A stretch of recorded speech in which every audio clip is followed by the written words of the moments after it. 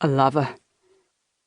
Caden's eyes fall to me, and I can barely hold the scream of pain. He was a person you could depend on. A leader. He was loyal to his core, and he could forgive even those who had wronged him in the worst imaginable ways. I know each of us will remember him differently, but I will always think of him as my big brother, the man who saved my life more times than I can count. He was the man who looked past our differences, past my indiscretions, and loved me despite them, even when I made it almost impossible. I had only just reunited with him after too long a time apart. I will regret that distance that fell between us for the rest of my time. So, brother, hear me when I say I cannot bring myself to say goodbye. So for now, I will say adieu. It's only been a week, just 7 days without Xander. But it already feels like an eternity. I can't get away from the burning pain. He haunts my thoughts. The knowledge that his death is my fault paralyzes me. I watch on, frozen with grief, as Caden walks towards me and Cass puts the torch to the bottom of the pyre. As Caden puts his arms around me, he breaks. The sobs take over his body as the flames lick up the pyre, sending Xander to his final resting place. It's all I can do to stay standing. I open my mouth to speak, but a sob rips out and my legs give way. Caden falls with me and we sit curled into each other, crying for the man we had too little time with.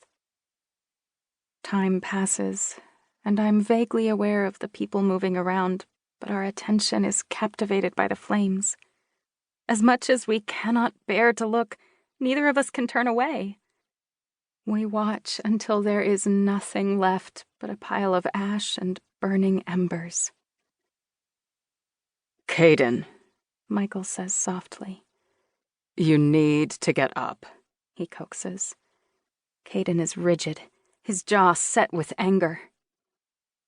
Caden, I whisper, looking up at him. It takes a minute before he looks at me, and when he does, I see all the pain and burning anger. His monster is simmering just beneath the surface, and he's only just containing it. Caden, we should go inside, I say. His eyes close for a moment, and I give him a moment to collect himself. Dimitri puts a hand out for me, and I take a deep breath as I pull myself up. Celeste is leaning on Michael, and Rose is wrapped in Benny's arms. I feel needles sting my heart. I miss Xander so much. It all feels so raw, like my nerve endings are open. It's all too much. I watch after Caden as he stalks off into the distance.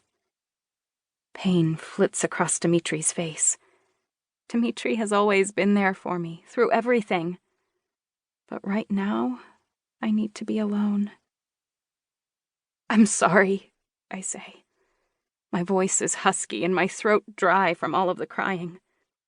I walk towards the main building of the reservation and make my way inside the hall, up the stairs, to Xander's room.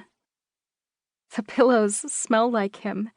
His things are still strewn across the room as if he's going to return any minute. His leather jacket hangs on the back of a chair and his black boots sit beside the dresser. If I didn't know better, I'd think he'd just gone to grab a drink before coming back to me. I close the door behind me, leaning back on it before sliding to the floor.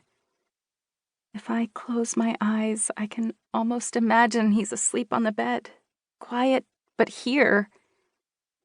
The peace I feel in those fleeting moments is almost worth the heart-wrenching pain that rips through me when reality settles. But I can't stop myself from pretending in those moments.